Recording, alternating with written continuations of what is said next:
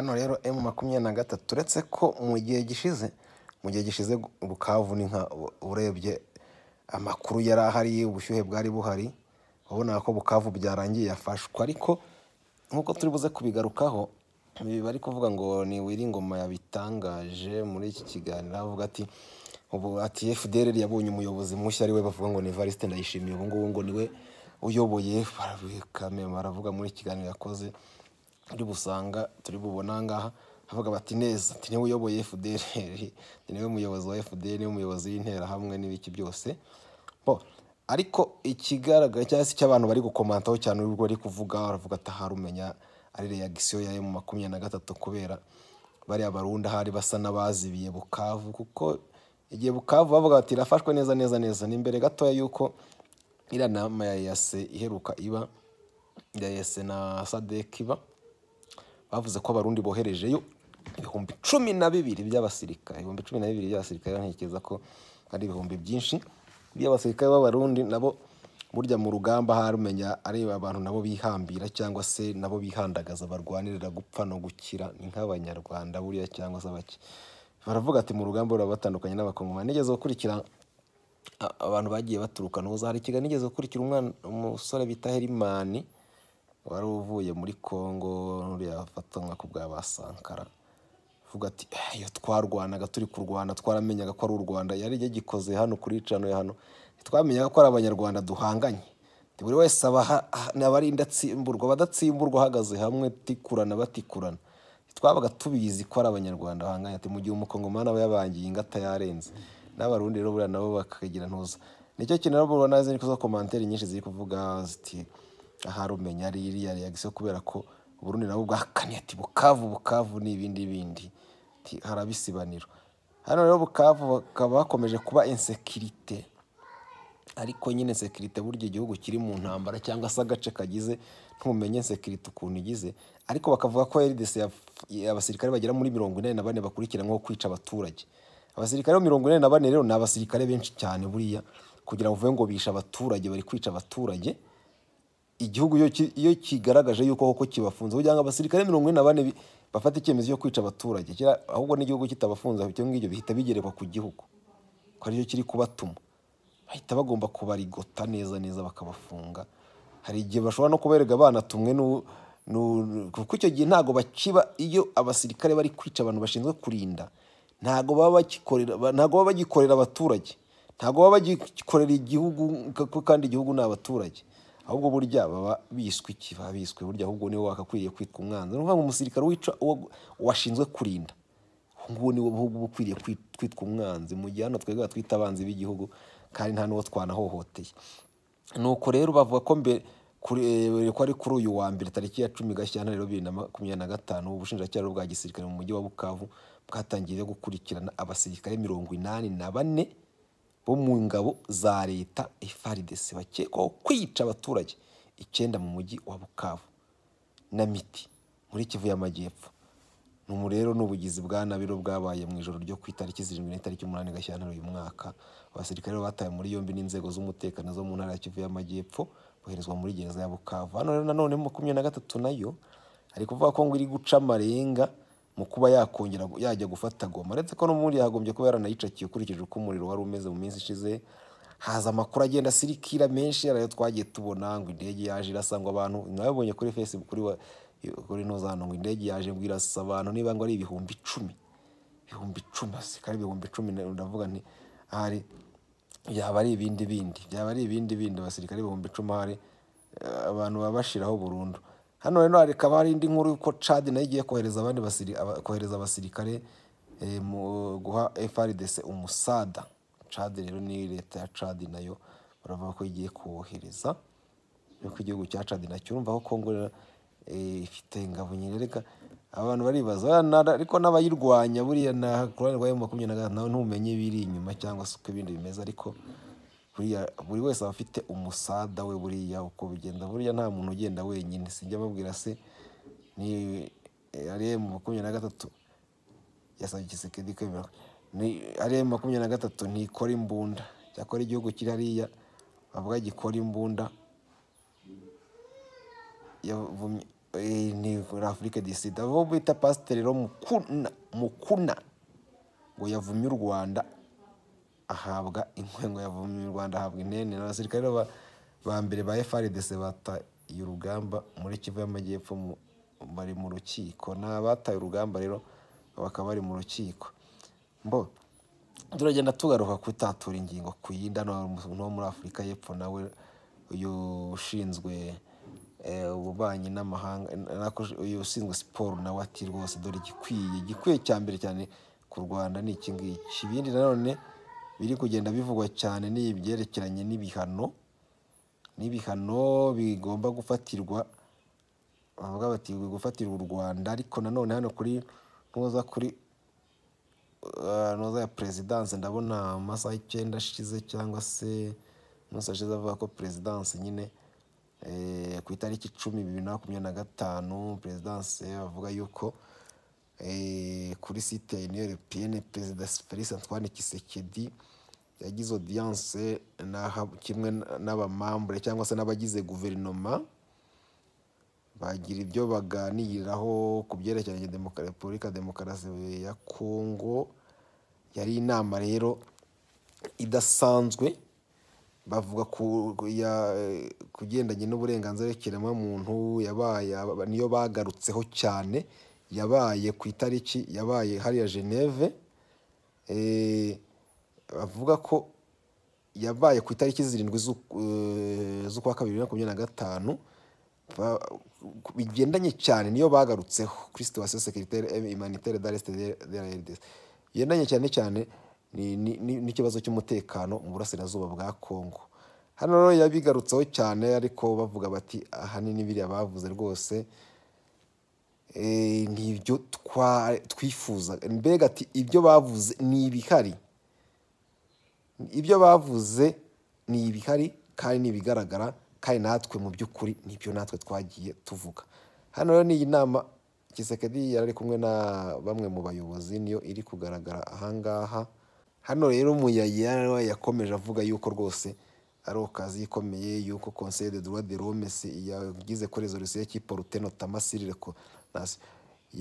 bigarukwaho cyane kuri iyi Conseil des droits de l'homme, cyane ku myanzuro yo kuba u Rwanda rwafatirwa ibihano nuko bakura ingabo zabo muri Repubulika ya Demokarasi ya Kongo. Bavuga ko les autres états se sont montrés solidaires vis-à-vis de RDC ont condamné dans les termes les plus clairs les agissements du Rwanda. Bavuga yuko n'ibindi bihugu byinshi biri kugenda byigaragaza mu kuba u Rwanda rwafatirwa ibihano. Ils ont voté unanimement la résolution que nous avons proposée. Bavuga yuko batoye rwose umwanzuro bo bwabo bifuzaga, sibyo?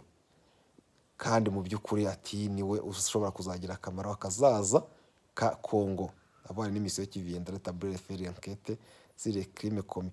Noneho rero akavuga yuko bishobora no kuzageraho bikatuma habaho na enquête cyangwa se ikurikiranwa ku byaha byagiye bikorwa mu mwaka 2022. Noneho rero babaye rero iyo delegation rero byatumye babaho no kuganira ku byerekeye inama ya SADC na EAC yabaye. Hano urumva ko Kongo nibyo ikiba ikivugaho cyane kuri ibi bintu. Muri make Kongo imaze igihe mu ntambara, ariko intambara ya Kongo burya iraba ukabona ejo irarangiye kongera ikagira. Hano nanone ndabona radio wahishuye impamvu ngo z'urwitwazo abayobozi ba Kongo kutitabira inama zirimo izo bihita byumvikana. Hano sinzi, ndabona radio TV 10 hano mu Rwanda, sinzi ikintu icyo yashatse kuvuga ahangaha. Hano radio TV 10 reka turebemo, tunyuremo gato turebe, ubundi tuze turebe ngo hahishuwe ngo impamvu z'urwitwazo z'abayobozi ba Kongo kutitabira inama zirimo izo bihita byumvikana. Bavuga yuko rero Minisitiri w'Ububanyi n'Amahanga Ruvungire yagaragaje impamvu zikunze gutangwa n'abayobozi ba DRC banga kwitabira inama zo gushaka umuti w'ibibazo biri mu gihugu cyabo. Ngira ngo Muhungire naheruka kuvuga turabiga ko nabwo zirimo nko kuba hari uwo byigeze kuvugwa ko ubwo yitabiraga inama hifashishijwe ikoranabuhanga yanyuze mu murongo link utari uwo.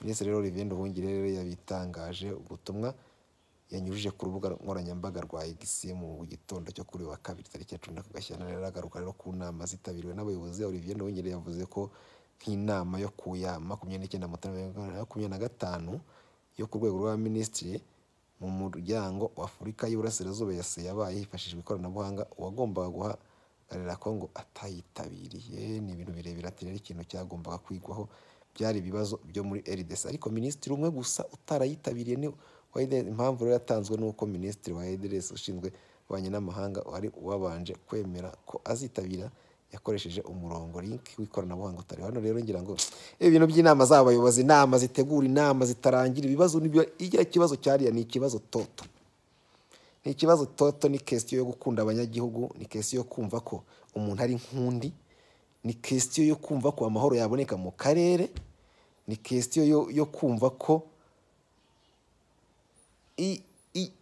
Afrika yagira amahoro, abantu bakareka kugendera mu murongo w'amatsi ibihugu n'ibiki byose, abantu bakagenda mu murongo ukwiye gukunda abaturage. Njye ngo nakuvuga ni ibintu bigurwa amasasa, abantu bagura birwa batimbagurana barwana, abaturage barwaye amavunja, abandi barabuza akazi, abandi bahangayitse n'ibiki. Bira byose byafasha ibihugu bikabizamura, sibyo? When you kill a South African, there's consequences. We are sitting with that. Uwo mugabo rero mureba ni minisitiri wa siporo, ubuhanzi n'umuco muri Afurika y'Epfo bita Gayton Mekenensi, niba ari Mekensi. Yasabye rero ko urubyiruko rwo muri iki gihugu ruhabwa imyitozo ya gisirikare, ndetse iki gihugu kigafata icyemezo gikakaye cyo kohereza abandi basirikare benshi muri Repubulika ya Demokarasi ya Kongo kwihorera kuri M23. Avuga ati yishe abasirikare bacu, tishe bagenzi bacu. Ati ibingibi ntago bishoboka rwose, ati ibingibi ni ububwa butabaho, ni ububwa bukomeye kugira ngo batwicira abasirikare muri buriya buryo. Tikirabiye ibiro bije inyuma yawe Julius Marema nawe afuza ati ibi bintu ntago ari byo tukwira, abantu barakora amatsi bihugu bakicana muri Afrika. Kugira ngo turaza kugaruka kuri iyi nkuru neza. Nuko rero no umunyafrika y'Epfo n'umujinya mwinshi rwose n'uburakari bwinshi, avuga ati ibi ngibi rwose ati ibi ntago bikwiye, mu bintu turate dukwiriye kwihorera tugatoza urubyiruko rwacu ku bwinshi, abasore bacu bakamanuka bakajya hariya bakajya kurengera Repubulika ya Demokarasi ya Kongo, ariko ari nako barwana ku gihugu cyacu, barwana kuri Kongo, ariko banahorera ingabo zacu zaguye hariya. Hano rero akavuga ati ingabo zacu zahagwiriye ku buryo bw'amaherere kandi ziri kugarura amahoro hariya. Ntago abantu bakwiriye kwicara kuko ngo twicare turebe nk'igihugu cy'igihangange buryo tuzagenda tukarebera igihugu nkuru nk'abariye cyaziyonye ishyamba bavuga ati za 23 zikica abasirikare bacu kariya Kagene. Ati ntago byaba byumvikana, tugomba gukora ibishoboka byose kandi tukagenda tukihorera mu buryo bugaragara. Rero no umunyafrika y'Epfo ni nyuma ya Julius Marema nawe rwose wari umaze imiza bivuga, ndetse wanatunga gatoki mu Rwanda, igihugu cy'u Rwanda, Kagame, ni gutya byinshi cyane byagiye binasubizwa mu buryo bugaragara. Hano rero ngira ngo ni intambara itoroshye, bakita intambara y'amagambo hagati y'ibihugu byombi. Ntaho maze rero nibyo tuvuga ati Afurika yunze ubumwe ikomeje kugira bino bibazo, kandi ngo yitwa na Afurika yunze ubumwe. Ubwo bumwe buzungwa ryari? Ubumwe bwa Afurika, kandi abanyafrika nibo bari guhangana. Hano rero turaza kugaruka kuri iyo nkuru y'uramura avuga ati West cyangwa se ibihugu by'Iburayi na za Amerika na iki byose ati bihanganye n'ibihugu byo Urusiya n'abande. Ati hano atariko bakavuga bati bira byose nababyinshi inyuma n'abangaba turi buze kurusoma kureba neza, ariko kibaza se abanyafrika, Afrika izaba libre ryari? Kuva mu bukoroni warangiza ugasigara mu bukoroni bw'abandi bihisha inyuma bwa bukoroni. Dukeneye rero Afrika nyayo itunganye, ni nabyo burya tuzagira amahoro nyayo mu gihe tuzadufite abantu bashaka gukunda Afrika bemera no kuyipfira nubwo byagenda biti. Kaze rero dusenge ku izina ry'Imana Data na Mwana na Roho Mutagatifu, amina. Mana nyagasani, mu mitima ya buri wese ufite ububasha bwo kuhareba kuko ari waturemye, ufite ububasha bwo kudukuramo umwuka nk'uko wawudushyizemo, ufite ububasha bwo kutugira ibigoryi cyangwa se abanyabwenge, ufite n'ububasha bwo gukura hasi ugashyira hejuru cyangwa hejuru ugashyira hasi. Ibyo byose nyagasani ushobora kubikora mu gushaka kwawe kugira ngo izina rye rikomeze rihabwe icyubahiro kandi n'amahoro arambe iwacu. Dawe Mana ishobora byose ni wo kwigaragaza, kandi turabyizeye ko mu bihe byose abantu baba barimo bikomeye bitaboroheye uhari, kandi ibihe kizagera ukigaragaza. Igaragaza rero dawe Mana ishobora byose. Ariko mbere ya byose tugusabye imbaraga kandi tugusabye imbabazi ku byo twakoze, ibyo twavuze, ibyo twatekereje ntitwirengagije gutunganya, kandi Nyagasani ujye imbere abawe kugira ngo abawe bagarure intama zawe ku isi hose, aho ziri hose, haba mu Rwanda, mu baturanyi ndetse no hirya no hino, kugira ngo abantu bakugarukire bakubahe. Nyagasani Imana yacu ushobora byose rero, abapfa, abagenda, abantu bamaze igihe bahangayika, dawe turabakwereka mu ntambara zinyuranye, Kongo n'ahandi byose, kugira ngo ubikemure. Natwe rero Nyagasani dufashe mu gihugu cyacu, hari urwango, hashyira urukundo, abakennye, abashonje, abahangayitse, abarengana bose, ibyo byose bikemurwe nawe. Twishime tunezerwe kuko ari wowe unezeza abantu igihe cyose cy'ubuzima bwabo bwose. Byose tubyambaje ku bwa Yesu Kristo umwami wacu, amen. Ubahe Imana Data na Mwana na Roho Mutagatifu nk'uko bisanzwe iteka, ubahe no mu iteka ryose, amen. Ndakuramutsa Mariya wuje n'umubana n'Imana, yabuje abagore bose neza, umwana byarasingizwa. Mariya Mutagatifu mubyeyi w'Imana, urajya usaturanya byakuru mu gihe tuzapfira, amen. Nuko rero umubyeyi wacu, umubyeyi Bikira Mariya, komeza uturengere kandi udusabire, amen. Mu izina ry'Imana Data na Mutagatifu, amen. Ngira ngo nk'uko twagiye tubibabwira cyangwa se tubabwira, turajya tunyuramo turebe burya tugenda dusaranganya amakuru, tureba ise igeze hehe, isi ihagaze hehe, ihagaze gute cyangwa se imeze gute. Reka tunyarukire rero kuri page yo bita Africa Premier cyangwa Africa iki. Hano uyu muntu rero aravuga ati RDC, intambara hagati ya West na Russia cyangwa Russia, Uburusiya bwaba bwabwiye Felix Tshisekedi kwitandukanya na West Occident. Avuga ati nabajura, abicanyi, abajenosideri bakoresha ibandinde ke gutyo. Bamubwiye ko niyemera ku munota umwe gusa barirukana ibandi bakanarisanga umuheno. Hari ikiganiro n'ibyo yandika ahangaha nyine. Hano rero bagakomeza bavuga ko bamubwiye ko biteguye, bari analyte mu bibanza cyangwa se kabarimo muri Repubulika Centrafrica no muri Chad mu masaha 2 gusa ya Goma, Bukavu na Kigali mu kirere. Byavuzwe n'uwo bita attaché militaire w'Uburusiya i Kinshasa mu izina rya Vladimir Putin. Noneho rero hano bavuga ko leta y'Uburusiya y'ibyo bita Federation de Russie iyobowe na Vladimir Putin, Vladimirovich Putin, yasinyanye amasezerano yo gutabarana mu bya gisirikare na Repubulika ya Demokarasi ya Kongo. Noneho rero icyo bakeneye gusa ngo nuko Felix Antoine Tshisekedi nk'umugaba w'ikirenga ingabo atanga go ahead ingabo zo gutabara ziri muri Repubulika ya Centrafrica, zigakora akazi. Noneho ibimenyetso byose byakusanyijwe bikuwe mu rugamba n'aba expert bakorera Uburusiya bigaragaza ko intwaro ziri gukoreshwa n'u Rwanda nayo 23 yayo hamwe n'ikoranabuhanga byose babihabwa kandi bakorera OTAN, EU na Union Européenne na USA, bagahabwa ubufasha n'ibihugu bya Afrika bikorera amatsi bihugu. Noneho uyu ngo akomeza avuga ko umugambi n'umwe no gushwanyaguza RDC nk'uko bagenje Sudani cyangwa Yugoslavia. Agakomeza avuga ko rero ikibazo ni Felix Antoine Tshisekedi nk'umugaba w'ikirenga w'ingabo ukiri kujijinganya gutanga go ahead ngo abanze areke u Rwanda rumenyekane, koze ya Kongo yumvikane ku isi yose, maze Uburusiya, Uburundi, Tanzania na Afrika y'Epfo niba kubita u Rwanda batababarira isi yose izazibe. Politiki ekonomika kazera mano tabarisi yacu. Noneho Uburusiya ngo nibwo bwakubise kandi buhambiriza West Occident muri Sahel, ariko byasabye ko abategetsi ba Mali, Burkina Faso na Nigeria bashira ubwoba bakirukana amabandi n'abaja babo. Muribuka ko bahambirije ibigo bya gisirikare bya USA na France nta gutinya nta kutindiganya.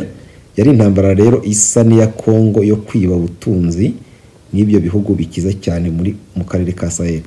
None bavuga ko minisitiri w'ububanyi n'amahanga wa Federasiyo y'Uburusiya bwana Sergei Lavrov ari mu nzira ajya i Kinshasa, itariki ntiturayimenya neza, kandi na bwana Vladimir Putin ubwe azakurikiraho niba Kinshasa ifashe umwanzuro wo kuba ku ruhande rw'Uburusiya. None bakavuga ko ngo tariki ya 10 z'ukwa 10 2024 Madamu Teresa Kayikwamba Wanga yagiye kuvugana ubwe na Sergei Lavrov kw'ibyo byose banahavuye basinyana imikoranire n'ubujyanama mu bya politike. None bakomeza bavuga yuko ngo ese Perezida Felix Antoine Tshisekedi nk'umugabo w'ikirenga w'ingabo za FARDC aratinyuka ace ukubiri n'aba bavuga ngo na mabanda asanga abandi, cyangwa arajijinganya kubera ubutegetsi kubera ubutesi n'ubusivili. Afurika y'Epfo rero Uburundi na Sahel biri kumutinyura, ariko nawe si umwana yabanje kubanza gukoza isoni. Ubwo rero ntangaha ndi kubona ari nguyu bagira ati ni ngaha rero ngira ngo rero aho ngaho ni kumwe ku ma Facebook page amwe tugenda ducaho muri Facebook page umuntu ukunda gukurikirana cyane ibigendanye na politike cyangwa se n'ibindi mu karere hano cyangwa se n'ahandi avuga ati se mu by'ukuri ati mbega arerekana politike y'Uburusiya cyangwa se Uburusiya ati nibwo bubwira twari Felix Tshisekedi ati witsamure gatoya gusa, ati twamure gatoya gusa ubundi tukwereka ibyo tugomba kwikorera, ati akazi karaba ari akacu nta wundi uri bukadukorere uretse twebwe turi bwirwaneho tukikorera cyangwa se tukirwariza, ibindi byose ngira ngo uraza kuba uri kubireba cyangwa se uzaba uri kubireba. Hano rero nibyo abantu bavuga. Sinzi hari umuzungu nayo ndi kubona hano nabo bakunze kumunyuza ku ma Facebook cyane, nabo numvaga ari n'umunyarwanda nataraduhiza, namubonye ku mbuga nyinshi zigiye zinyuranye ama video yawo tuyafite, avuga ati arashobora kuba ibibazo bikomeye cyane kubera iriya ntambara. Bavuga bati iriya ntambara ubundi nyuma yo gucamo Sudani y'Epfo niko yabaga ari gusobanura, ati buriya byagomba gukurikizaho n'igice cya Kongo. Imana ya Kongo rero ntibyabereye igihe nkuko byari bifitwemo imbaraga cyangwa se umugamba, ahubwo ibintu byakomeje kugenda bidindira, ariko tungubu awavuga ati ntibyakagombye kuba ari igihe. Nta wamenya yuko ibintu bimeze burya Imana burya hari ibintu Imana ikora cyangwa se kugira ngo nanone yiheshe icyubahiro. Ntiwasanga ari Imana ishaka kugaragaza hari iki Imana izakora, hari ukuntu bizagenda nyuma yabyo, ariko mu by'ukuri urugamba rwa hariya rukomeje kuba urugamba rw'injyana muntu uri gutwara abantu benshi. Sinzi umuntu none twari turi kujya impaka, none n'uwo bita Gahamanyi kuri Facebook avuga ngo niba ngo ingabo zigera ku 10,000 ngo zifashe mu 23 ariko ngo zarashwe indege abantu. Avuga ni uburyo urugamba rw'ubu ngubu harumenya ruba ari hatari nk'urw'imiheto n'imyambi. Niba bari ati ni commentaire ziri kujya ati se bari birunza ahantu hamwe kugira no kuvuga rero biramutse ko ari ibyabaye ku buryo abantu bashobora kuba 10,000 bagapfa. Ni benshi cyane, press ari n'abasora abagabo n'ibiki byose. Afrika twaba turimo turi kugenda twimaraho abantu, twimaraho urubyiruko. Ushobora kuzashiduka Afrika nayo ibaye nka biriya bihugu tuseka abanyaburayi n'icyo bari bihugu bitakigira abasore bifite abasaza n'ibiki byose, ukazasanga ngo twebwe ari abasaza n'abasoko cyane abasaza iwacu bo nta nabahari. Nko mu Rwanda abantu bashaje niba ahubwo abantu bashaje ubona bakiri batoya kubera imibereho n'ibiki byose. Turabiganisha rero turajya hehe? Nuko rero reka turebe uko aho ibintu byerekeza nuko ibintu bigenda. Hano rero ndi kubona kuri post ni post ya ariko ndabona ngo ni Humura Burundi, ariko nkabona post ngo umuhotanye n'ubuzima. Hano ndumva nibi Kigali ko ni kuko nta hantu ndakibona, we ubona koko rwose yahamije cyangwa se avuga cyane kuri Ndayishimiye, bavuga ngo hagarariye ngo intera hamwe, ariko akavuga ko Liyetona Colonel Wiringoma wa M23 umuvugizi wa M23 ku rwego rwa gisirikare. Liyetona Colonel Wiringoma ngo yatangaje ko President Evariste Ndayishimiye yiyemeje guhagararira no kuba umubyeyi w'umutwe w'iterabwoba wa FDLR. Simbizi niba yabitangaje kuko ndi kubibona nka poste hano kuri ntuza kuri Facebook yo biyita ngo Inkotanyi n'ubuzima, ariko yipostinze kuri Humura Burundi Facebook page. cyangwa se groupe. Akavuga ko Leta Colonel Ngoma yatangaje ko ubutegetsi bwa Felix Tshisekedi muri RDC bukorana na leta y'u Burundi yamunzwe ngo n'amacakubiri, intera hamwe, ingabo z'umuryango wa Afurika y'Amajyepfo SADC, abacanshuro n'imitwe ihuriye muri Wazalenda. Abacanshuro ngira ngo baciye mu Kigali mu Rwanda bagenda. Hano bagira ngo mu minsi ishize arande makuru aherutse kuvuga yuko Ndayishimiye yohereje ibihumbi 12 byo kudefanda umujyi wa Bukavu. Umujyi wa Bukavu hari kuva ko bamanutse ubu hagombye kuba barafashwa harumenya aribo bazitiye, bikaba ari byo biri gutuma wenda habaho akantu. Urumva abasirikare ibihumbi 12 biyemeje bati, kuko Burundi baravuga bati gufata Bukavu burya niho gufata Bujumbura. Ubufatanye rero bakavuga ko ngo bushingiye ku masezerano Leta y'u Burundi yagiranye n'iya RDC yo kwifatanya mu kurwanya 23. Hano rero ngo President Ndayishimiye na Tshisekedi bakurikiye isinywa ryayo ryahereye i Kinshasa tariki ya 28 z'ukwa Kanama 2023. Uyu rero murwanyi yasobanuye uko abona ubu bufatanye, agira ati umugambi n'umwe, tubivuge uko biri, bashaka gutsemba ubwo hano ntago bavuze ubwo ari bwo. Umunyamakuru rero uwo bita wa RPA ijwi ry'abanyagihugu yamubajije ngo niba 23 izemera kuva mu bice igenzura birimo umujyi wa Goma nko muri 2013, asubiza ati ntibishoboka, tugiye hakorwa amahano. None akomeza avuga ati, yakomeje agira ati nta muntu ushaka neza wavuga ngo M23 nisubira inyuma, keretse intera hamwe zigenzwa n'ikibi zihigira kwica abantu hamwe na Ndayishimiye, kuko uyu munsi ni uzihagarariye yiyemeje kuzibera umubyeyi. Bari gukorana na Tshisekedi. Umuvugizi wa M23 rero kwego rwa gisirikare yasobanuye ko abarwanyi babo baramutse bavuye mu bice bafashe baba bahaye intera hamwe Ndayishimiye na Tshisekedi urubuga rwo gutsemberaho abaturage, bityo rero ngo babyikuye nuko bako deja Tshisekedi na Ndayishimiye bamaze kujya mu ntera hamwe sero M23 rero ivuga ko ishinja ngo President Ndayishimiye gufatanya guhagararira FDLR mu gihe Burundi buvugwaho gucumbikira abayobozi bo mu mutwe w'iterabwoba no kwakira inama zabo nyegeza ubufatanye busanzwe hagati y'impande zombi burasirazuba bwa Kongo. Hano rero ngira ngo naho ngaho bavugaga mu minsi ishize. Rero mu minsi ishize nabwo ngira ngo nako sina kera cyane, ntago twavuga ko ari ibya kera. Hano ndabona ariko ntiyaburaho na commentaire, nta ibintu byose bije biba bijeho na comment. Hari nanone ikintu cyaje SADC n'imbaraga zikomeye za diplomasi n'igisirikare zibangamiye umugambi wa leta. Uyu muntu ninde avuga yuko SADC n'imbaraga zayo aho President d'Afrique décide qui vient de la contre le président de la République de ariko reka banze nanone ndeba akantu kuri uyu President d'Afrique décide bavuga yuko le président de l'Afrique d'ici de Cyril Ramaphosa qui vient de rencontrer le président de la République démocratique du Congo, son excellence monsieur Félix Antoine Tshisekedi, justifié de nouveau les 3 bases juridiques de la présence des soldats sud-africains dans les provinces de l'Est de la République démocratique du Congo dans la contre-offensive militaire qui est en train de se mettre en place. Il s'agit de textes légaux suivant l'accord de défense bilatéral.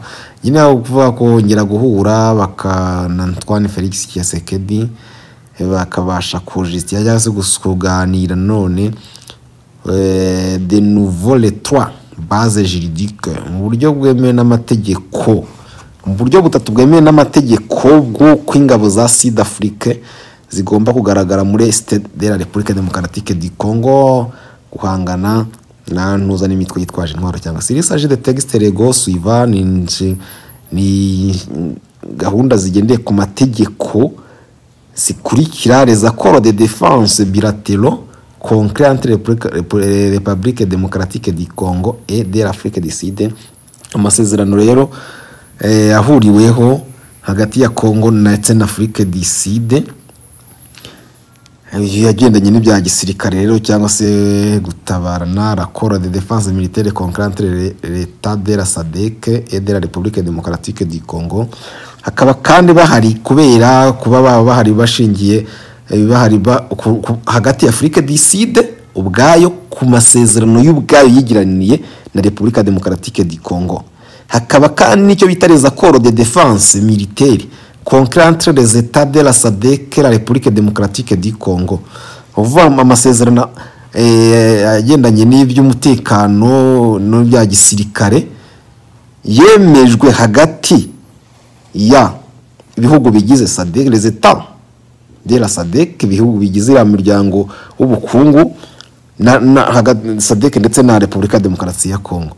Hari icyo bita résolution contraignante de Conseil de sécurité de la Nations Unies, hakaza noneho n'umwanzuro wa Nations Unies. Cependant, le président de l'Afrique du Sud, Cyril Ramaphosa, après s'être entretenu physiquement avec le président de la République démocratique du Congo au moment même où se tenait les sommets fantaisistes conjoints de la SADC, a profité d'écrire dans sa lettre hebdomadaire à la nation pour justifier la présence militaire sud-africaine à l'est de la République démocratique du Congo. Hano rero no kuvuga ngo présidence de l'Afrique du Sud après l'être entretenu physiquement avec nyuma rero yo kugira ngo abashe kuba yaboneka cyangwa yabonana na Antoine Félix Tshisekedi, perezida wa Congo, kandi akabaho nyuma yuko harangiye inama ya SADC yabashije rero guprofita dekra, yabashe kwandika ibarwa cyangwa se gukora inyandiko yerekana impamvu nyamukuru y'izi ngabo za Afrique du Sud, impamvu nyamukuru ziri hariya muri Congo. Mwabonye ko ari uburyo butatu trois bases militaires ku cyemezo cya UN bari barimo ni MONUSCO, ku masezerano hagati ya Afrique du Sud no ku masezerano ya SADC. Nuko rero ko hari ingabo mu buryo butatu. Afrique du Sud ishatse yahohereza ingabo y'ubwayo itabisabwe na SADC, kimwe nuko yahohereza ingabo ku rwego rwa SADC, kimwe nuko yahohereza ingabo ku rwego rwa UN. Byose rero byemerewe, nicyo hano bishuka. None le président Cyril Ramaphosa a tenu à répondre notamment à l'état des voyous du Rwanda en tout ce qu'il affirme que les troupes sud-africaines ne devraient pas se trouver en République démocratique du Congo. Hano Ramaphosa rero a tenu à répondre, yasaga n'usobanura cyangwa se n'usubiza nk'igihugu cy'u Rwanda à tout ce qui affirme que les troupes sud-africaines ne devraient pas se trouver. Urwo rushaka kwerekana yuko ingabo za Afrique du Sud zitagombye kuba ziri hariya muri Congo, ariko bakavuga ati ingabo za Afrique du Sud ziri muri Congo mu buryo buri legal, mu buryo bwemewe n'amategeko, mu buryo juridique, mu buryo ari bwo bwa buryo butatavuga ati twasinya amasezerano na Congo nk'igihugu, dusinya amasezerano nka Congo mu muryango duhuriyemo na Congo irasinya, hazaho na résolution ya UN. La violence et les conflits en Afrique sont l'affaire de tous les Africains. Nano bavuga nanone yuko ubwicanyi bugize bwa nabi n'ibibazo byose biri muri Afrique na affaire y'abanyafrika yose, cyangwa se bireba abanyafrika bose. Critique ajouta que son pays d'Afrique du Sud ne relâchera pas son soutien militaire envers le peuple de la République démocratique. Avuga yuko bidashoboka cyangwa se badashobora kuzahagarika na gatoya imfashanyo ya gisirikare kuri Congo, en fait qu'il obtienne la paix et la sécurité qu'il mérite en juste titre.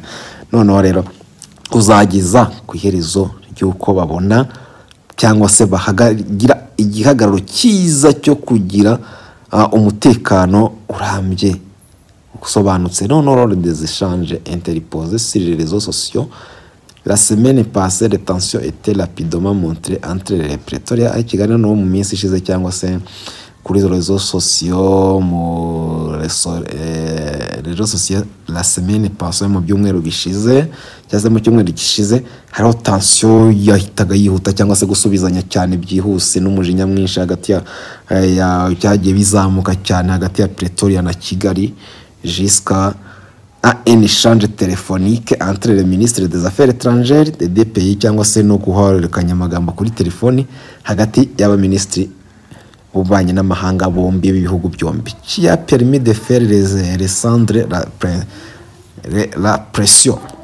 Pour l'Afrique du Sud, il y aura fait de sa mission militaire à la République démocratique du Congo risque les 3 objectifs suivants selon non avuga kuri Afrique d'ici cyangwa kuri Afrika y'Epfo mission yabo muri République ya Demokarasi ya Congo ishobora kurangira mu gihe habayeho impamvu izingizi primero resquences les faits selatu mu gihe rero impamvu ya mbere ni gihe habayeho guhagarika imirwano byimiwe n'amategeko cyangwa se uburyo bwa kabiri risque le mouvement terroriste du M23 se retirer des territoires occupés conformément aux résolutions du Conseil de sécurité cyangwa se mu gihe bari abantu bo muri 23 barekuye uduce twose bagiye bafata kagatatu risque toutes les forces externes non invitées notamment le Rwanda Defense Force cyangwa RDF kitera le territoire de la République démocratique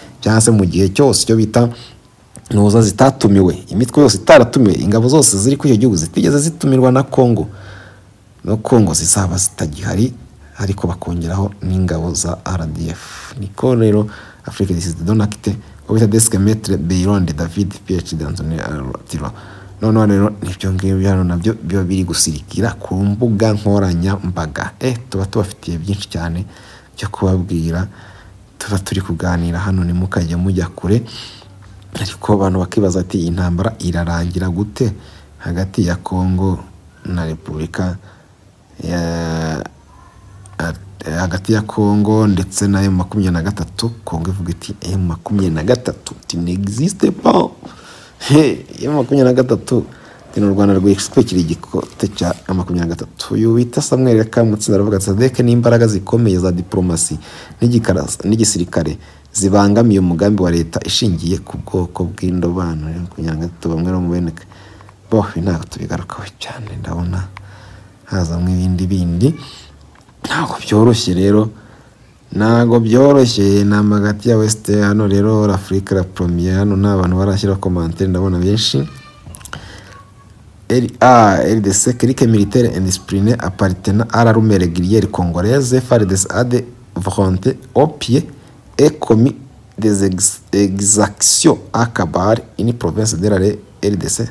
C'est le témoignage, ils ont même ouvert les faits contre leurs collègues qui essayaient de les arrêter dans cette mauvaise action. Il faut peut-être envisager de changer de sérieux. Hano turacyareba gaseshwa na Raila Odinga. Inama yari yase yagenze gute?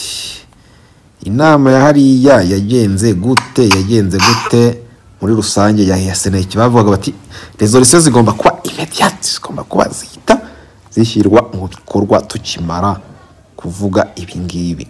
Ariko se byashyirwa mu bikorwa ntago byashyirwa mu bikorwa kuko intambara n'ubu baravuga ko igikomeje rero biracyakomeye umugani wababona ati ibintu birakomeye ariko ntago twahava tutanyarukiye mu Rwanda ngo turebe ubuzima bwacu bimeze bite uyu mwaka kugeza iyi saha ugereranyije ku kwezi kwa mbere ugereranyije no baravuga ko ibiciro bye byose mu Rwanda byongereho 7 n'ibice bitanu hari kwijana kongeraho byazamutseho 7 n'ibice bitanu ibiciro by'ibiribwa byose ibiciro by'ibintu hano mu Rwanda ibintu byariyongereye cyane ubuzima burahenze hari igihe umuntu ari ati mu Rwanda atirikata amafaranga yose wajyana ku isoko burya abari make yurebye twinyaruke Kicukiro mu kagari ka Gakoho mu murenge wa Masaka abaturage rero barasaba ubuyobozi kuzitira ikibanza kirimo ibyobo byakuwemo imibiri y'abishwe muri jenoside yakorewe abatutsi nyuma yaho rero hari umugabo waraye aguye muri kimwe muri ibi byobo akakiraramo agakurwamo mu gitondo cyo kuri uyu wa kane mbere yazahaye cyane hano bakuvuga ko Muhanga kuri uyu wa mbere abaturage rero bashyinguye umugabo w'imyaka 47 y'amavuko wo mu kagari ka Nyarunyinya mu murenge wa Cyeza bivuga ko yakomeretse bibajije ubwo ejo ku cyumweru yakubitwaga umwase n'umugore we afatanyije n'umwana we w'imyaka 15 y'amavuko nyuma bikamuviramo urupfu karabaye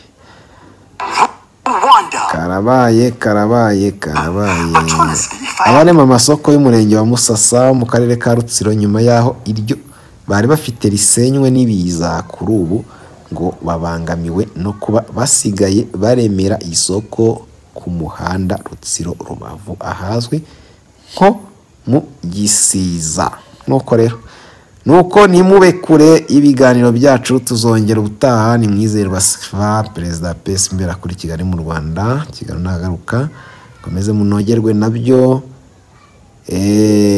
kandi mukomeze mutube hafi, mukanda aho hantu hose, kandi mukomeza namwe nyine mu abantu b'abagabo musamure shene tubona abantu 100,000 kuri iyi shene. Okay, turi kumwe.